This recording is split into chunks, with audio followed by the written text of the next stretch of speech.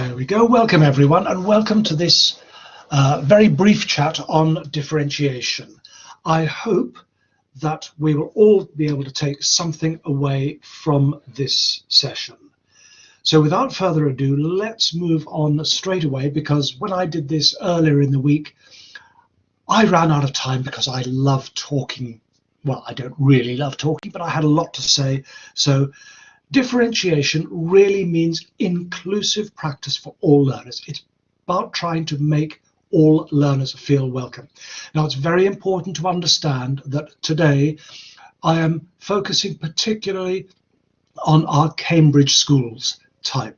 So it's when I'm talking about all learners, I'm not talking about trying to do something specific for our severely disabled, our severely impaired learners. The focus of today is for those of you who are teaching Cambridge exam-based subjects. So it's thinking about that Cambridge type school where you are preparing students for taking exams. That means you have clearly defined content, you have a clearly defined period of time in which to work. So this is about making sure that the varying abilities that we see in our classes are taken care of. It's not really aimed at the special educational needs and disabled learners, although some of these ideas can be applied to that group, but we're not specifically focusing on them. So I'm hoping that what we will be learning about today is a little bit of the theory behind differentiation, but most importantly, how to do differentiation in the classroom. Now, one of the marvelous participants in today came up with the most wonderful phrase. I hadn't heard this before, but it's exactly what I'm talking about. And Vasundhara said he wants to learn, or she wants to learn, about invisible differentiation. And I thought that is an absolutely fantastic way to think about it. And that's what we will be looking at today. This idea that we mustn't start thinking about grouping our students. We mustn't say, you are the less able group, you are the medium group, you are the advanced group. That isn't really differentiation. That's labeling it. And that's not creating a cohesive, all-inclusive classroom idea.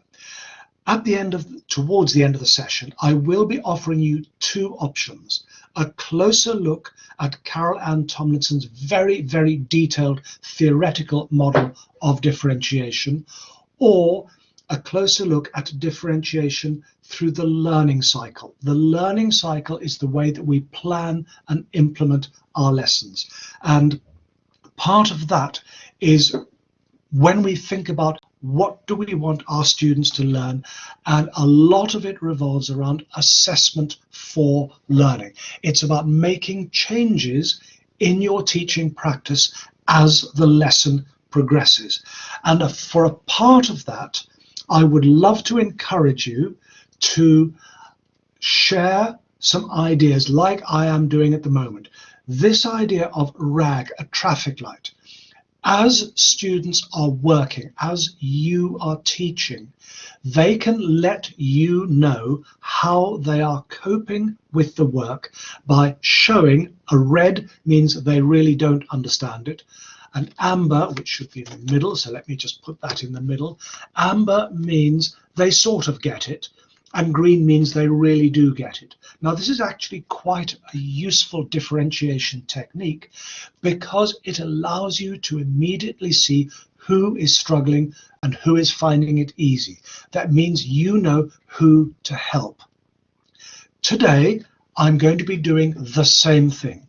So every so often, I will be asking you to reflect on your learning, for you to let me know how you are progressing. And red means I really don't get it, please say it again. Amber means I'm pretty sure I understand the ideas you're talking about. But green means I can tell my colleagues back at school all about this. Really means you understand it. Because for me as an educator, if you can tell someone, if you can teach someone else, that is an indication that you really understand it. It's a form of differentiation. So let's look, what do we mean by differentiation? Well, differentiation, according to the England Teachers Standards, means to be able to adapt teaching to respond to the strengths and needs of all learners. And that's the key thing about this. It's adapting your teaching to respond to the needs of your students. The leading thinker on this is Professor Carol Ann Tomlinson, based in the USA. She's actually at the University of Virginia, the School of Education, where she's the chair of the Educational Leadership Foundations and Policy. She's a prolific author. She's done a lot of writing, a lot of thinking, and a lot of putting this into practice. And she's come up with a model of differentiation. Very detailed, lots of thinking. She writes a load about it. Her model is beautiful. It's really intricate. However, it's what I call a whole school model. This is something that needs to be implemented at institution level. Yes, of course, we talk about it at classroom level, but there's a lot in it. And for many of us, when we work in our schools, our principal or our school owner just comes to us and says, you must do differentiation. And they leave it at that. They don't help us implement it. So I need to look at a way to make this practical in our classrooms. And that's what today is all about. So what's the reality that our teachers face?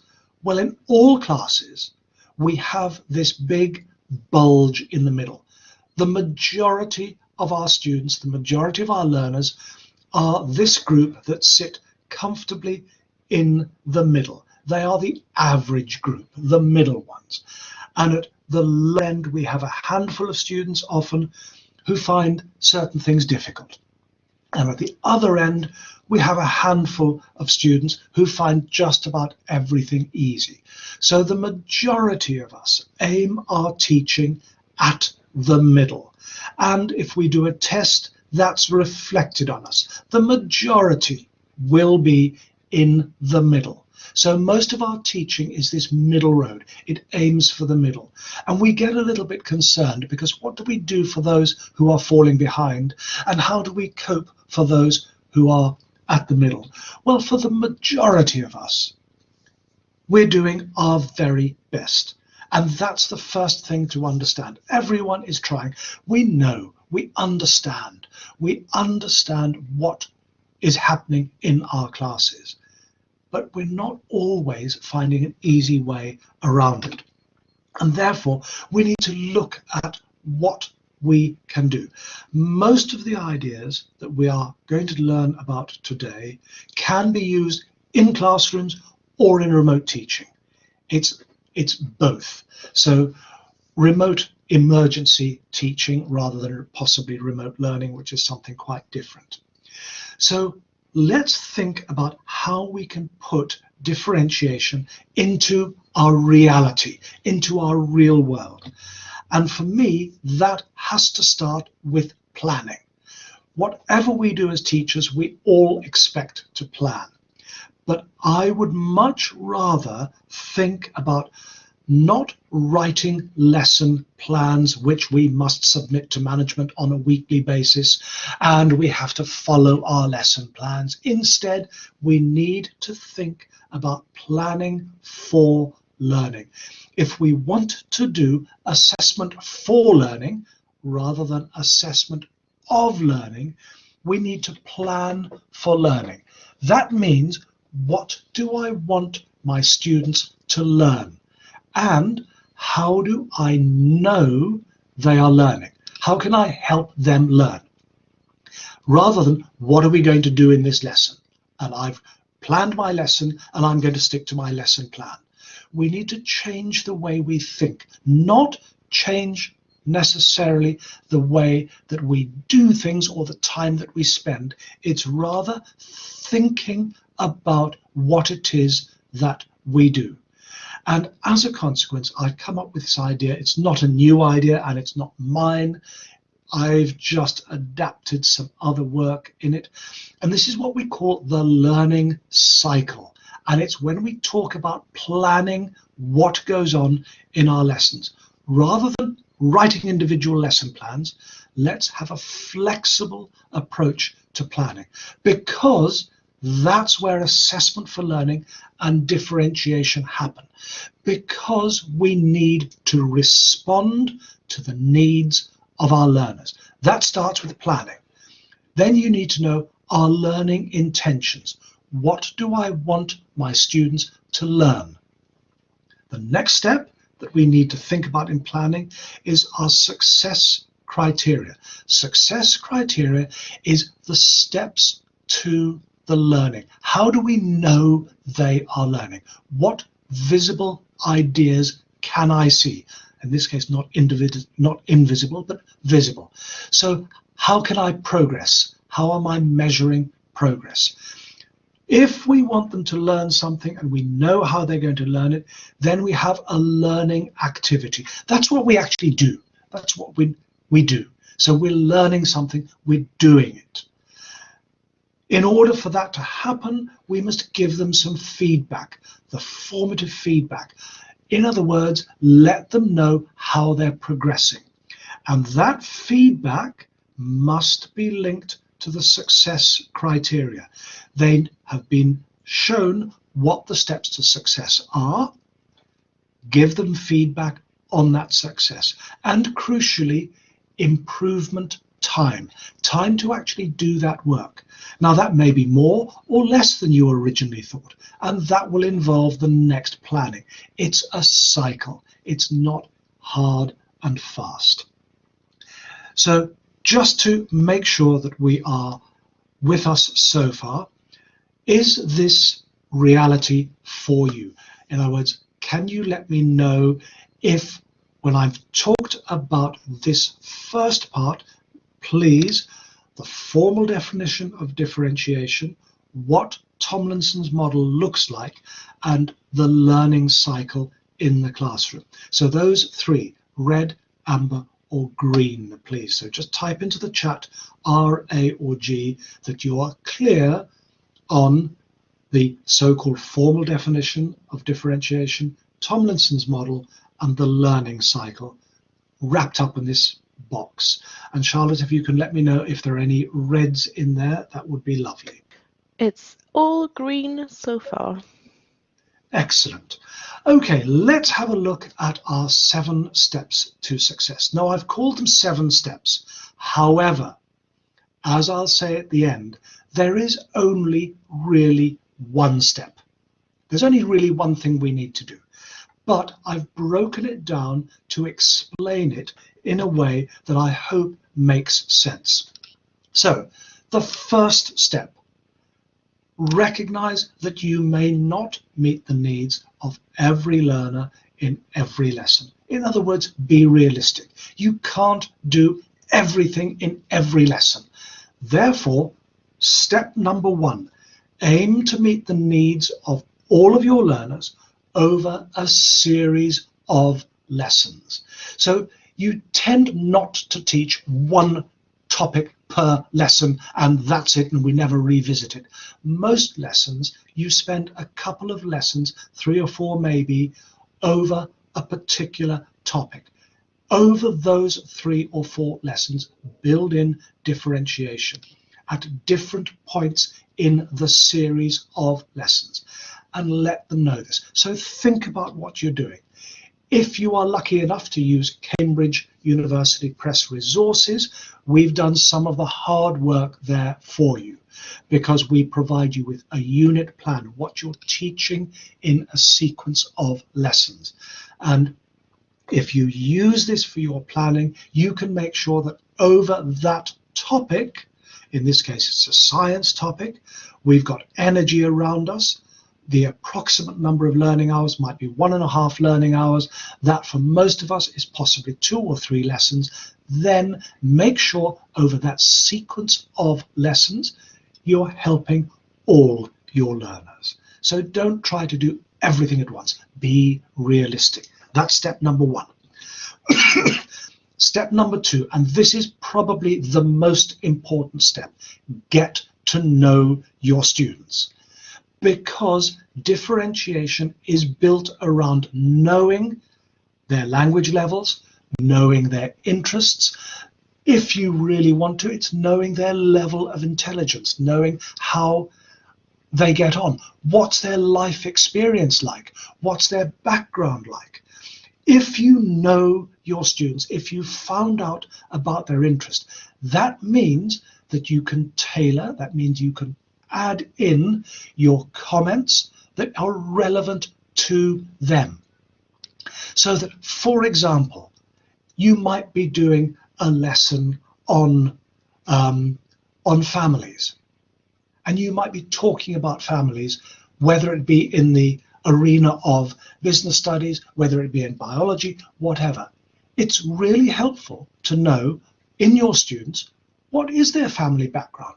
Do they come from divorced households? Have they lost a parent? Are they living with their grandparents? How many siblings do they have? Because if you know this, you can make a difference in what you say and how you plan and implement your material.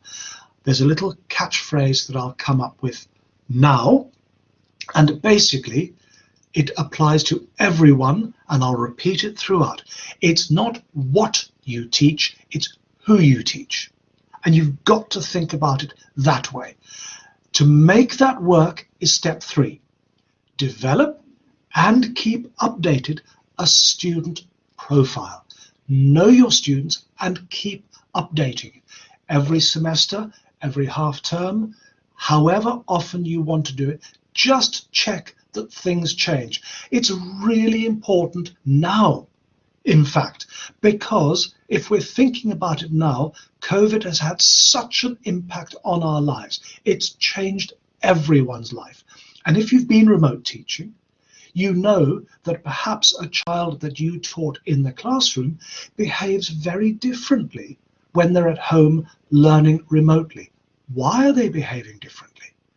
And if you go really into it, we've found this in England at the moment, socially, some children have really thrived in the remote teaching because they don't like school, because they're bullied at school. They find school an unpleasant environment. Other children have found it completely the other way around. Their home life is not wonderful. They love being at school, and therefore, when they do remote teaching, they haven't done as well.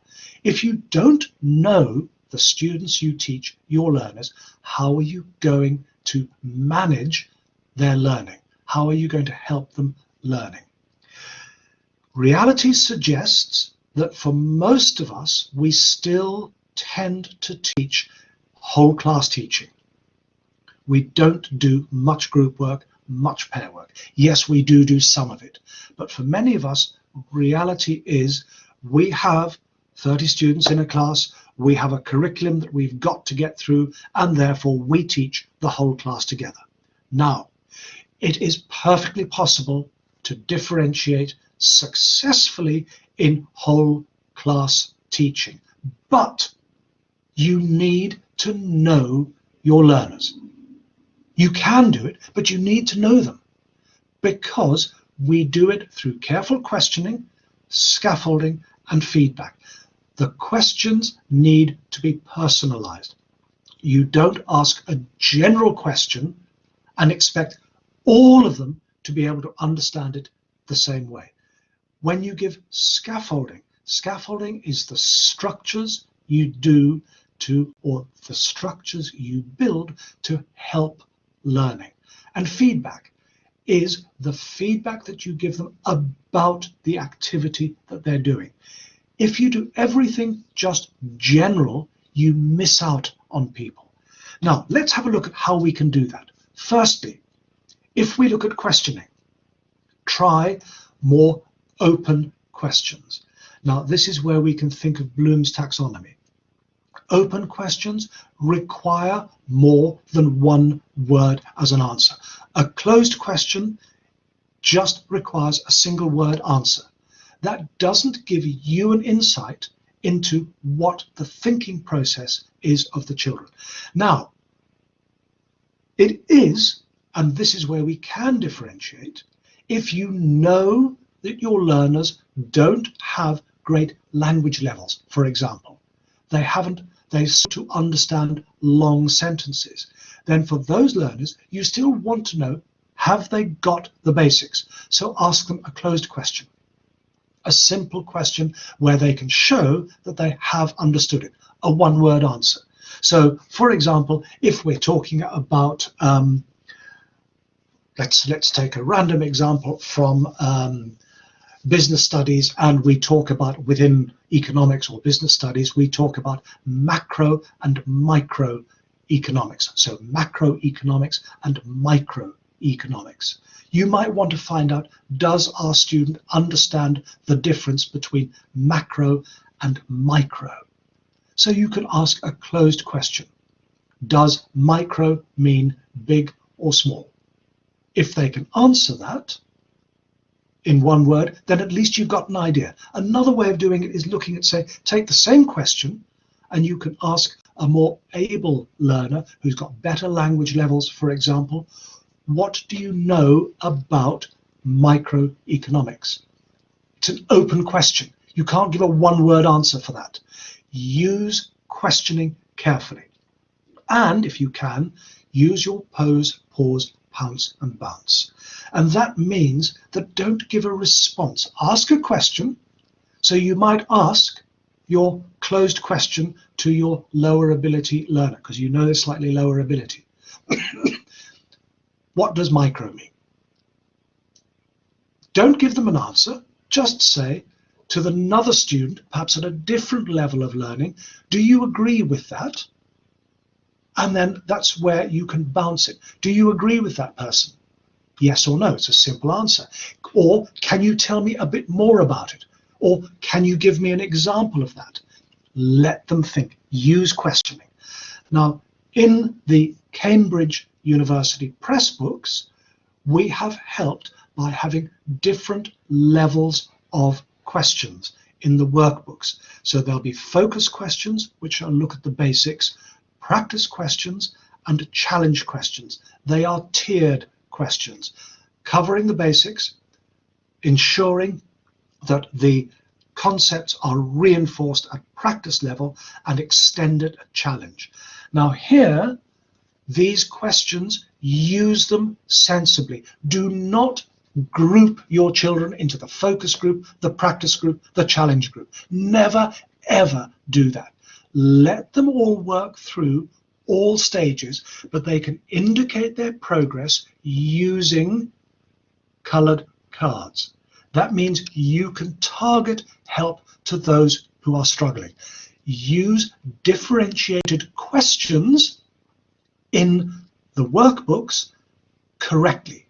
So not only using your own questioning technique, but use the books well to build up this level of learning so that you're meeting the needs of all of your learners. Another way of doing it is scaffolding. Now, scaffolding is a structure that helps drive learning. And you can do it verbally. So in our questions, you might ask a question, what do you understand by this? That's your first question. They might not give a great answer, so you can say, well, let's prompt you. So can you tell me a bit more about this? What do you think he means? That's a prompt type scaffold question. Okay, you can model an answer. So if I ask, do you understand about, let's take English, for example. So do you understand the difference between a verb and a noun? So if I ask, what is a verb? The answer I would like is, it's a word that represents an action. So if I ask what a noun is, what will you tell me? So it's a model answer. Sentence stems, it's taking a question and it's turning that question into a statement. So if I ask you, what is a noun? You say, a noun is. You take the question and you use it as a sentence stem. So there are lots of ideas where you can prompt learning. Okay, in written scaffolds, it's the same approach. You help the learner. So there you'll see a page from a book. For example, this is scaffolding paragraph 1, paragraph 2, paragraph 3. It gives you a prompt. It is an outline. It's a structure that holds up the learning, if you like. Other ways of doing it, you can do a list of key vocabulary or words. Vary it so that you might have 2 or 3 vocabulary lists, with some with all of the words, some with a few words, some with just very difficult words. You know your learners, so do it. Now, these kind of things, it sounds as if we're creating lots and lots of extra work. No, it's not. I'm just talking about making small changes to what you do in the classroom. Perhaps when you're doing your planning, write down a few key questions so that you've got them when you're doing this in class. It's not a big change. Another way of doing it, and the third element in whole class teaching, is giving feedback.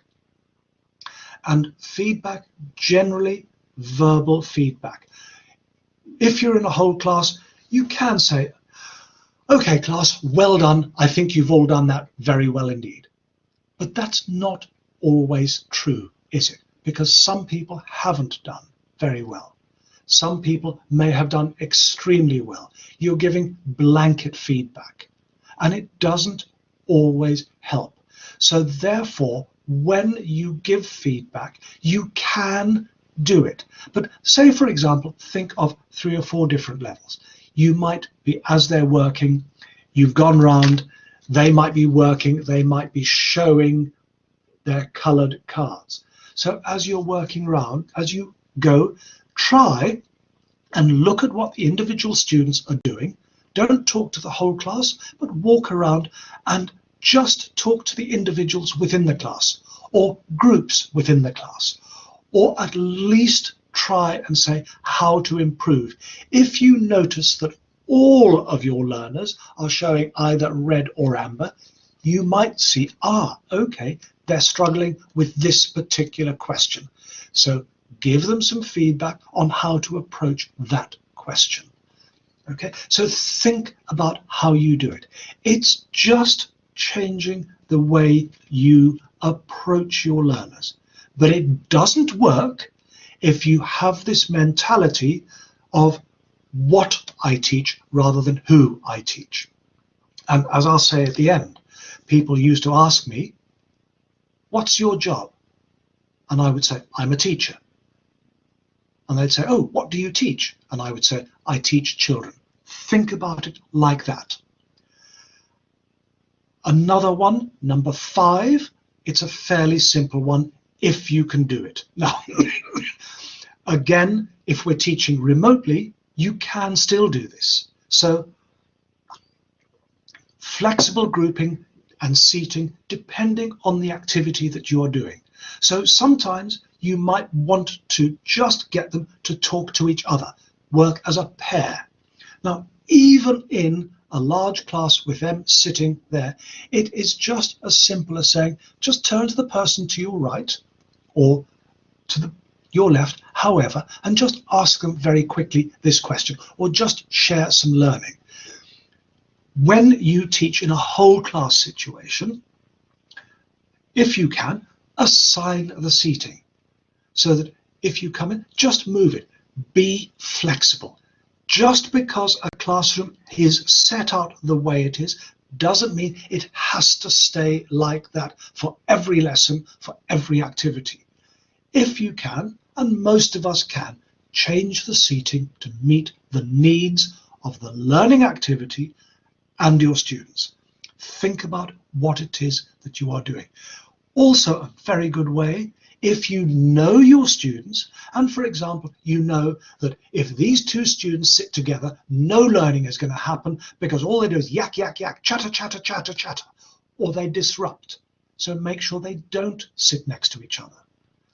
If you've got a student that's always asking questions and never stops and doesn't think for themselves, put them perhaps right at the front so they're not disturbing the children at the back, or put them right at the back if that works for you. Make your seating flexible. Don't always let the students choose where to sit. Change them round. You're the boss in the classroom. Change them round to meet your needs. Know your students.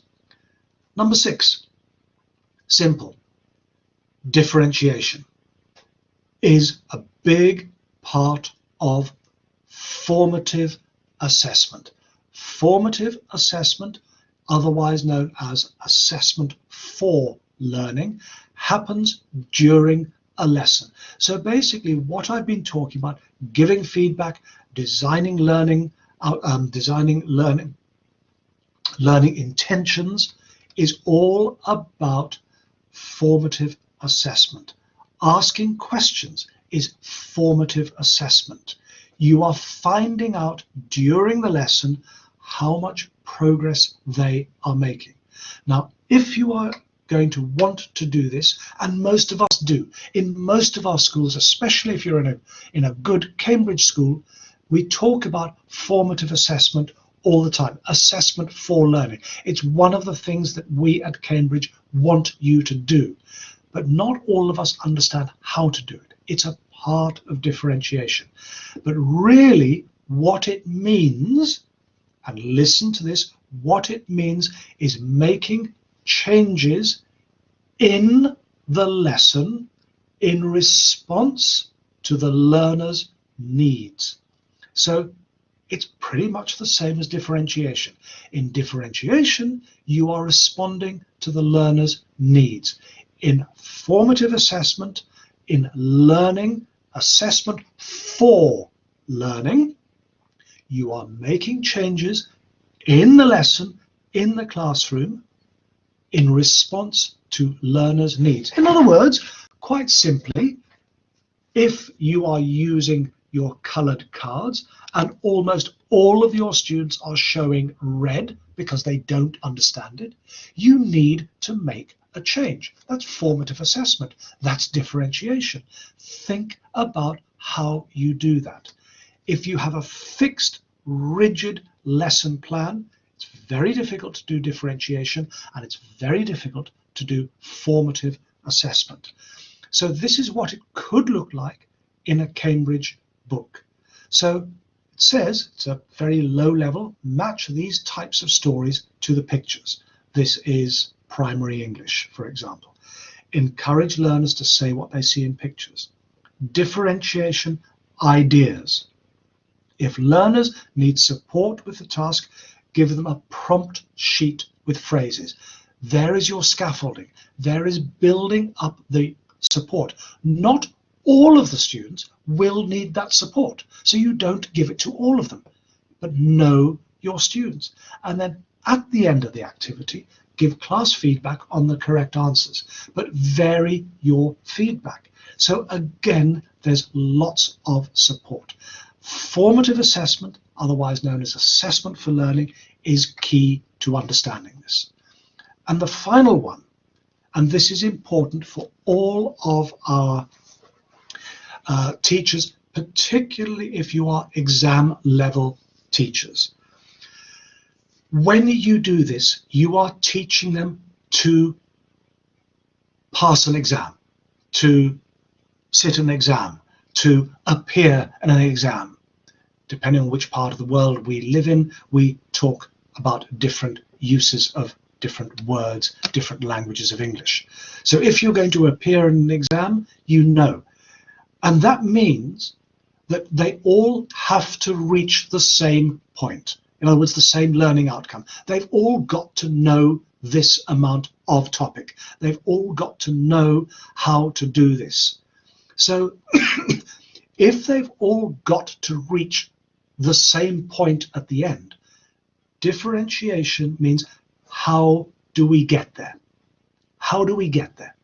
Okay, so differently scaffolded activities, but the same learning outcome. We know they've all got to pass an exam. So how do we get there? If you just teach them one way of doing it and one path, some are going to fall by the wayside.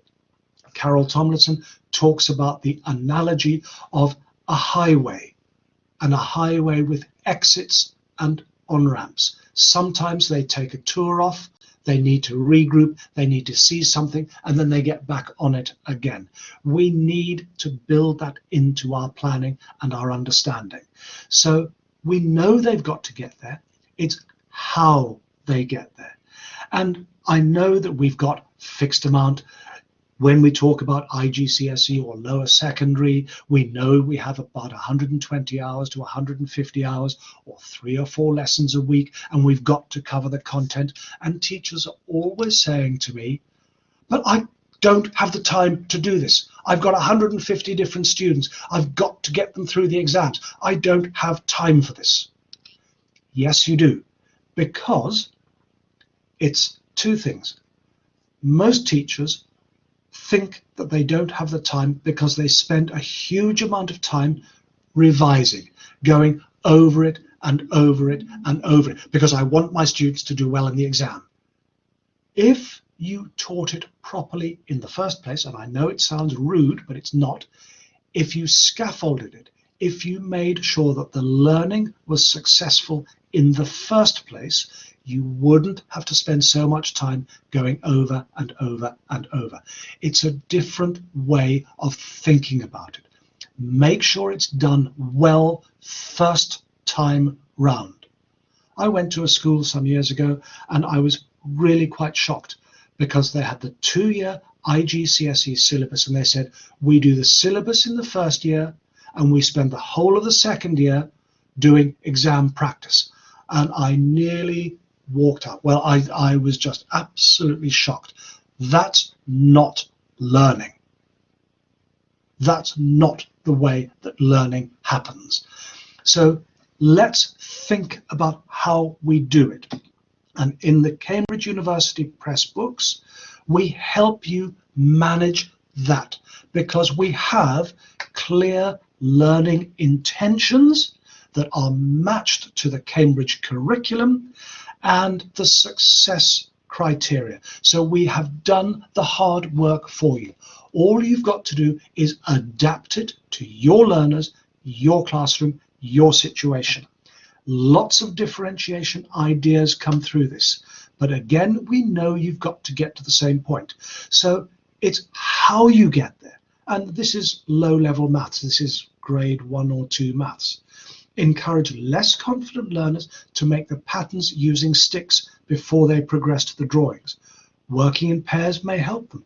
More confident learners will quickly see there is no need to make the patterns with sticks once they know the rule. So here we can see how we're helping you, making that path the different paths to the same learning. The learning intention, they all have to be able to count on and back in steps. It's how we get there. Think about how we get there. A bit higher up the learning chain, you can see the curriculum framework learning objectives, the learning intentions, and the success criteria. And again, we know that they all will have to be able to discuss features of adventure stories. How do we get there? And here is the differentiation ideas. So locate them, skim read, reference to family members, give them the prompts, and then the challenge level, encourage them to work out what's unusual. So it is help. It's the scaffolding. It's the way we get to the end point. So just to summarize very quickly, and let me know if you've understood these steps. Number 1 is be realistic. Number 2 is know your learners, and in conjunction with that, keep and update a student profile. Whole class teaching, focus on questioning, scaffolding, and feedback. Number 5 is seating in groups. Number 6 is thinking about formative assessment. And number 7, you know you've got to get to the same outcome, vary the route, vary the scaffold. Red, amber or green, please. And any comments about that? And Charlotte, if you can let me know, are we seeing red, amber, green? We are seeing greens so far. Answers are still coming in. Brilliant. Looks like it's okay, open. everyone. And again, Charlotte, you'll need to let me know the options. We've now got 2 options. We've got a few minutes left towards the end, and the 2 options that we can have are, option number 1 is to look at Caroline Tomlinson's model of differentiation in greater detail, or option number 2 is to look at the learning cycle, so differentiation within the learning cycle. So those are the 2 options. Please type in your preferred and we will go with the majority. So either Tomlinson, T for Tomlinson, or LC for learning cycle into the chat. Charlotte will let me know the majority vote. So do we want to find out more about differentiation in the learning cycle, the classroom practical application, or the more theoretical whole school approach from Tomlinson? Choices, please. It looks like a learning cycle is the winner. Learning cycle is the winner. Right, we'll move on to the learning cycle then. And differentiation within the learning cycle. So differentiating in the learning cycle, as I said originally, when we talk about a learning cycle, this is about planning and implementing a series of lessons. Try not to plan according to just a single lesson at a time. Plan over a series. Now, as we said in the learning cycle, basically our learning intentions remain the same. We want them all to learn the same thing, particularly if they are in exam years or exam subjects, or even if at primary level you are focusing on the checkpoint tests, and at lower secondary. I don't like teaching to the test. I think that teaching to the test should be banned. However, reality says we know that we've got to get our students there. So think about how we get them there. So the first place we differentiate can be in success criteria. Success criteria, in this case, here might be different steps to the same learning intention. So some students might need a little bit extra, a few more steps. Some children, if you can imagine climbing a staircase, children with long legs that work quickly can take bigger steps. Less confident children need smaller steps, but they still get there eventually. Think about doing that way. The most obvious place to differentiate will be in the learning activities. The amount of scaffolding that we give, the amount of help that we give in the learning activities. I don't mean different worksheets. You can do different worksheets, but I would prefer not to do this differentiated worksheet approach, because that's not really differentiation. That's just labeling it. That's just saying, right, here's a nice easy worksheet. You're not very clever. You do the easy worksheet. And that child doesn't ever get an opportunity to have the growth mindset. You might have heard of Carol Dweck in the fixed mindset and the growth mindset. It can work both ways. Think about how you use it. Formative feedback.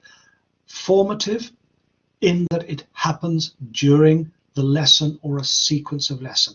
That's the key place for differentiation, because it is focused on the success criteria and then an opportunity for improvement.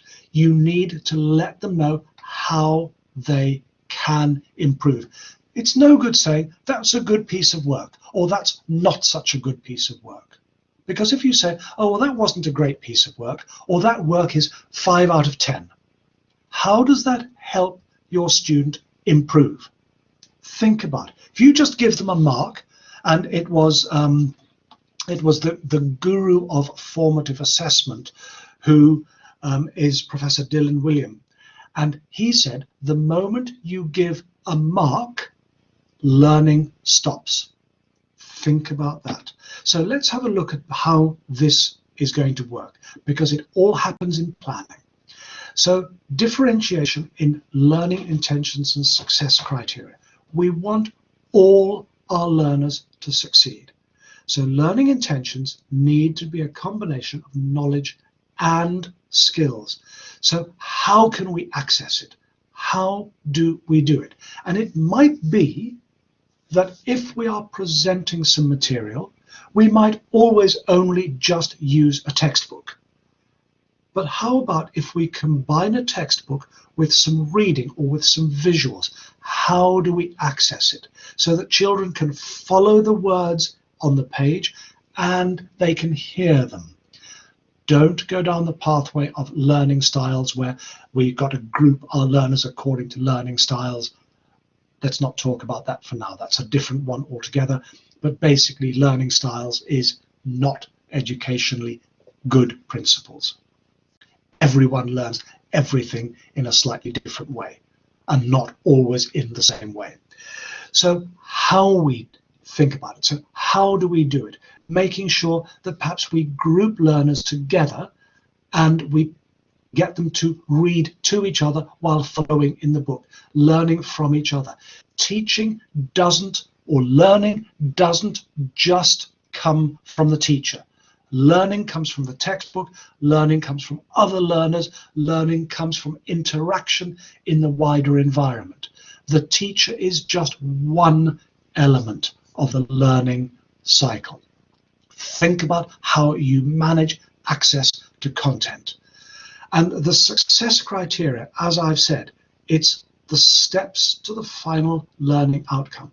So the different routes. Who is going to go direct? Who might need to go off? You might have children, depending on what subject you teach, you might have children who, for example, you're a science teacher and you teach science, and you might have a child in your class whose parents are both research scientists. They are probably going to know quite a lot and be very interested in science. You might have in the same class children who come from a background which their parents might just be actors or singers or dancers who've never thought about science. They're not really interested in science, but they've got to do the same test. How do you manage that? How do you help them get to the same point? Okay, make it come alive. So basically, it's not what you teach, it's who you teach. Think about how they get there. And the key place is in learning activities. And this is where you can have different routes to the same outcome. So think about how you help learners do the activities. You might want them to do the same activity, but give them some crib sheets, give them a little bit of help. Okay, make sure you're working with your learners, not hindering them. So many times I go into classrooms and I hear the teacher, they stand up at the front and they talk. Now we're going to do the exercise in the book. Get your books out and sit in silence and read that and answer the questions. And then the teacher goes and sits at their desk and starts sending texts or emails on their mobile phone. Why do you suddenly stop there? That's not helping your learners. That's not differentiation. That's just saying, well, I've done my bit, now get on with it, and you can do your own, and sink or swim, as we say. Help. The more help you give. Working in pairs is not cheating. Working in pairs is learners learning from each other. Think about how you manage it. I've also shown here some of the red, amber, and green traffic light cups, if you like. It's the same as my little labels that I am holding up to the camera at the moment. Before you move from one activity to the next activity, make sure all of your learners have understood it. That means that if you might have to help some learners with the basics, have something else for those who have finished to do. Manage your classroom. If you know you've got a group of learners who always take a long time to finish, have something for the others to do. And I usually recommend having a box of activity cards. So once they've finished, they know they go to the box and they pick an activity card and they can work on it with a partner or just by themselves. It's some extra activities linked to the learning. Once you've made them, they're made. You don't have to do anything else. The learners then get into a routine of taking care of themselves. Formative feedback. Really, really make sure that the feedback that you give is to the person and relates to the task that they're doing. But understand your learners, know them, show them where they are and where they're going next.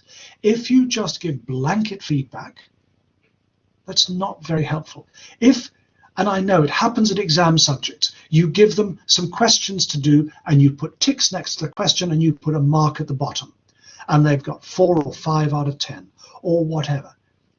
How does that help them understand and correct their mistakes?